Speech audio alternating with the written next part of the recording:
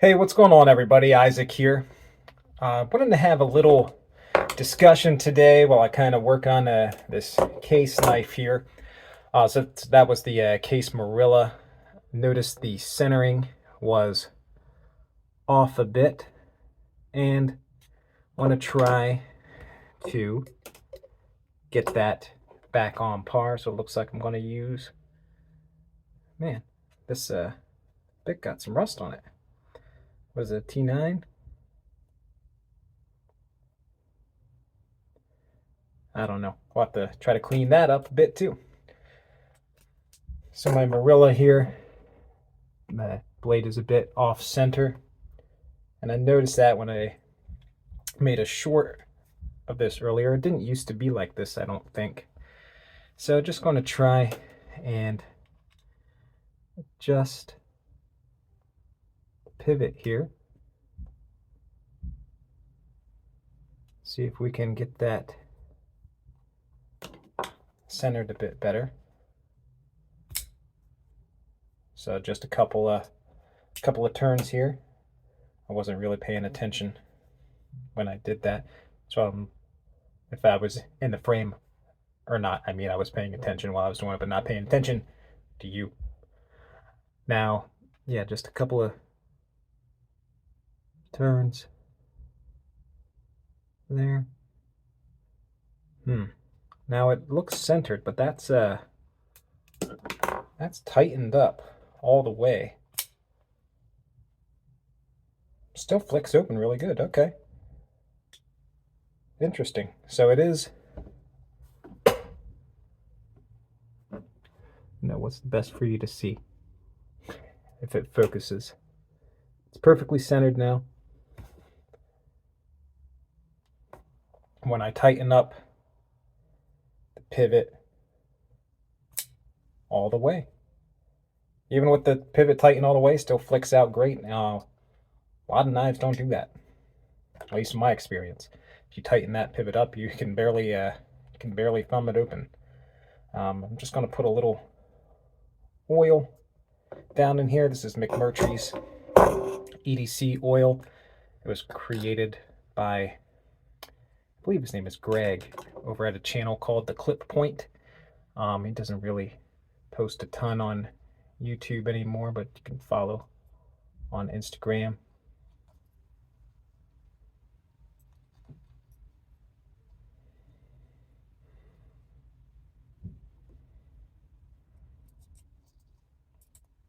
There, it's probably a lot, but oh well, give it a nice lube and whoops, didn't put this back on. This is real handy for, little maintenance tasks and all that. And got to be sure to, maybe I'll just do that, while I'm here talking to you as well.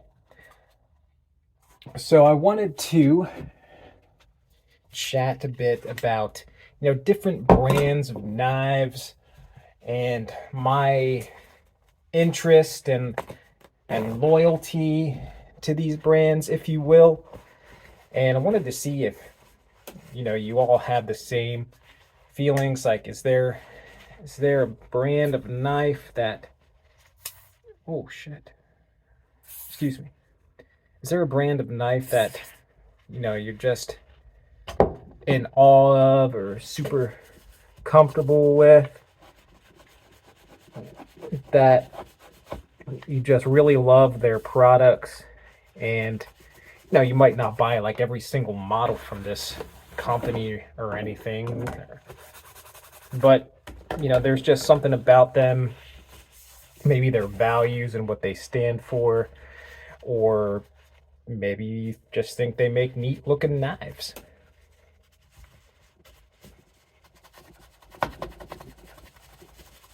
I wonder how these got wet. I don't remember having this around water or anything.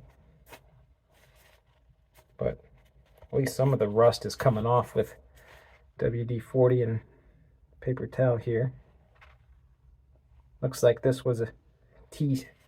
It was a Craftsman Torx bit set. Got a Lowe's a few years ago for like $6. Very handy, nice and cheap.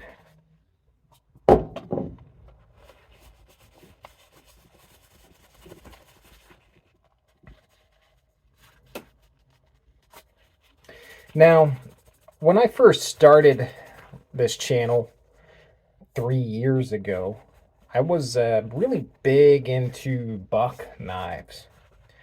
And I had been even before I started the channel. And, just loved like the classic Americana aspect of buck.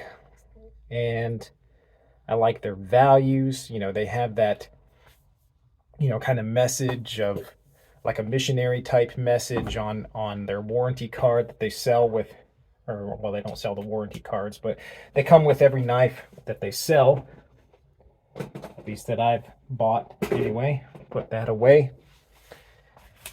And it just draws me to it. One might say that my channel was made based off my opinion of this knife, the Buck Model 110, and I got that opinion back in, I don't know, 2018, 19, when I first started getting into knives from watching a channel. It was called, at the time, I think 1972 Woodsman.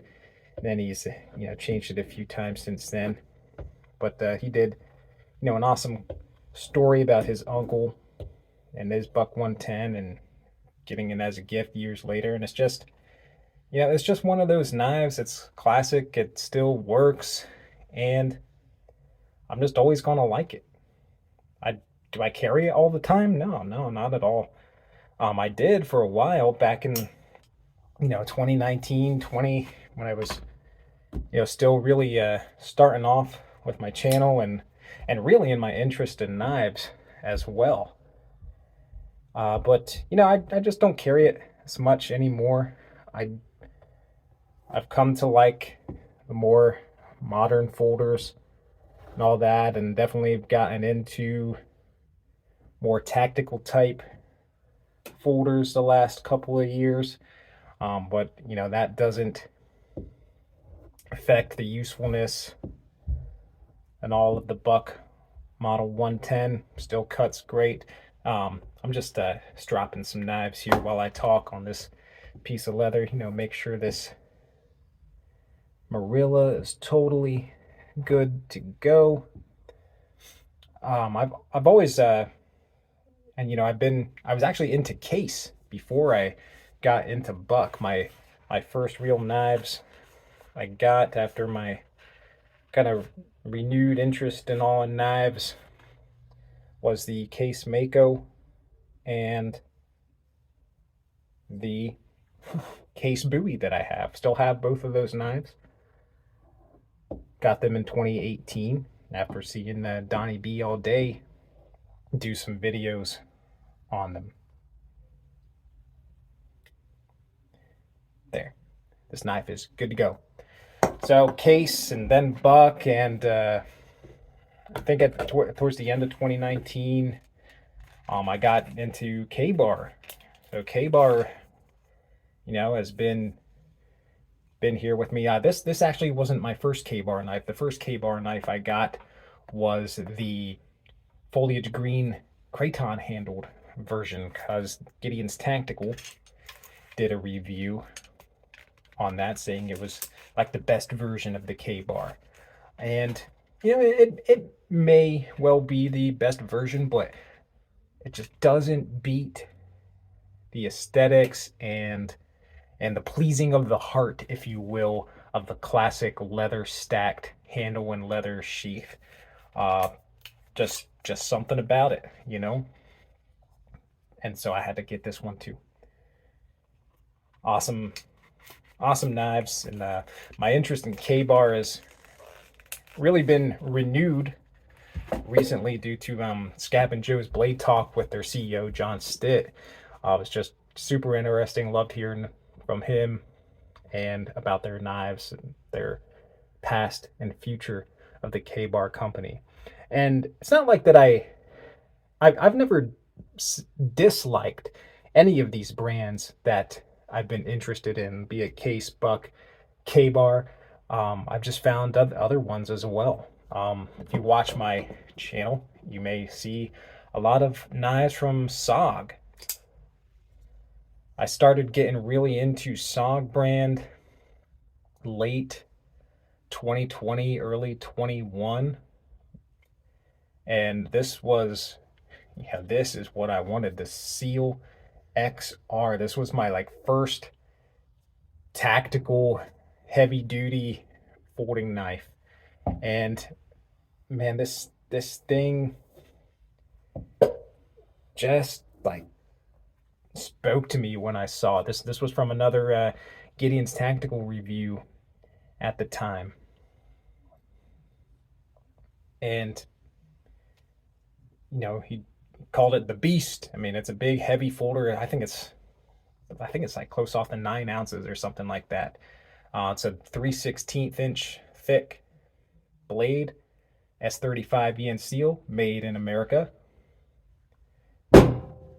This nice crushing pommel on the end, and you know, this really sparked my interest in SOG because at the time they had kind of reinvented themselves and were coming out with some kind of more higher quality blades than what they had been known for in more recent years. Like even I associated them with like low end Chinese stuff that you could see, you know, for cheap prices, even at like Walmart and you know Cabela's and stuff. That always had them in stock, but you know they upgraded some of their materials and reimagined some of their designs, like kind of classic SOGs, like the Flash and Trident and Aegis. Gave them upgraded like D2 steel, which you know is still kind of a budget steel, but it's a bit more respectable in the community than like OS 8 and 8CR that they had been using before. And really perked up my interest in the brand as that I really like the designs of these knives. Even though they may not use the most high-end materials or whatnot, I mean, the only issue that myself and others have with this knife is, you know, they cheaped out on the handle scale material. It's glass reinforced nylon. It's not G10 or something like that. But still a solid knife, and I mean, you're not gonna break these or anything. It's just that this isn't a cheap knife, and you know something like G10 or micarta would more match the price line of that knife. Then later in 21, I believe I started really getting into Emerson. Awesome freaking designs. This, you know, Mr. Emerson, I actually got somehow sucked into listening to his podcast that he had, you know, 4 or 5 years back now, and really got interested in Ernest Emerson as a person before I even owned any of his knives. And then you know, I have several of his models now and just love them. There's no other knives I own that have the handle ergonomics that an Emerson designed knife has. But, you know, I think I've carried Emerson knives more than any other brand the past year or two. They're just top notch blades. And you know, some may say, well, first of all, a lot of people don't like the grinds that he uses. He only puts the edge on one side of the knife, but that's, you know, he designs them like that for a purpose. It's for field expedient sharpening. You can get a razor sharp edge quickly just by, you know, you only have one side of the knife to sharpen. The edge angle is typically like 25 to 30 degrees, so it's, you know, it's a lot different and holding it on a sharpening stone than say a buck knife, which is probably 15 to 17 degrees usually. So it's a much shallower angle and makes for a real sharp edge. But this, even though it's a steeper angle, you still get great slicing ability, because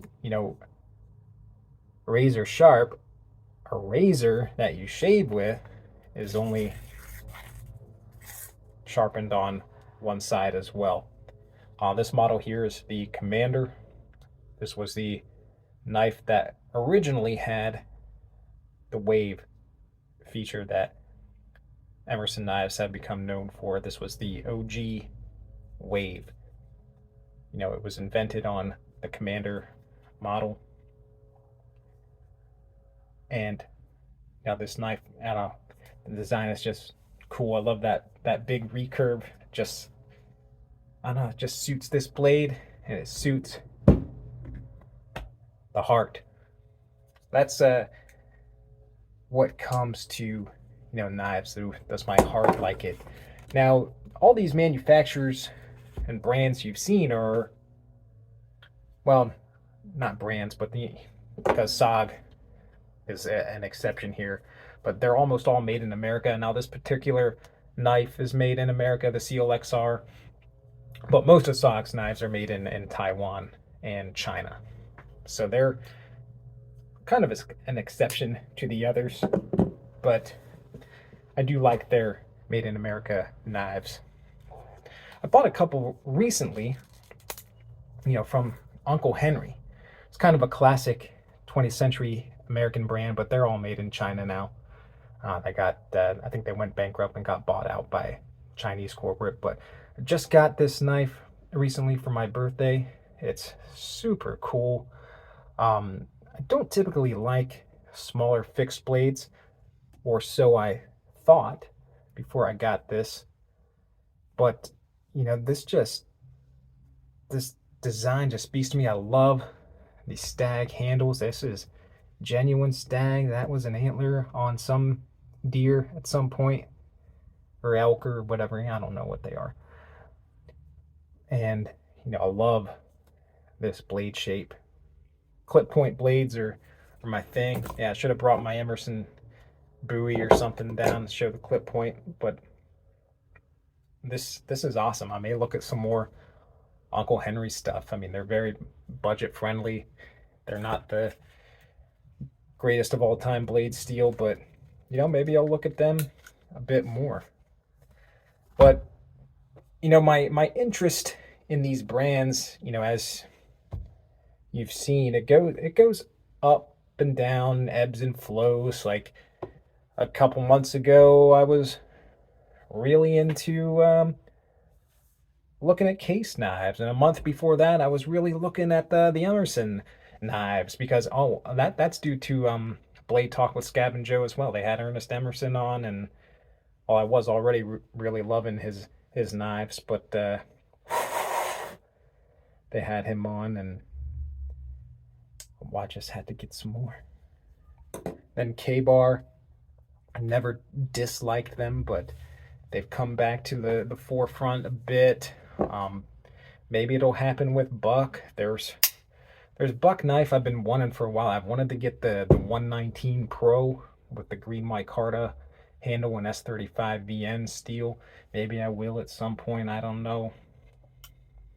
But I'm wondering if others out there are like me. Like, today it's like, oh man, Case is just so awesome. They're my favorite knife brand. I just want to get all these knives made by Case. I want to get a trapper and every single handle material they have, and I want to get their Bowie knife and whatever crazy handle material looking color they come out with next on bone. Or you know what, I don't want that anymore. I want to get that SOG CLXR. That's cool. This is much tougher than that Case trapper. But wait a second.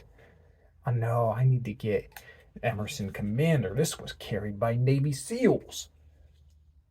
These are awesome. Fully made in America.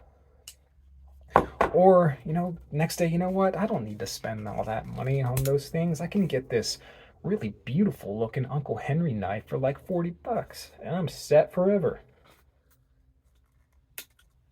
Ups and downs, ebbs and flows, but remain loyal to a lot of these companies.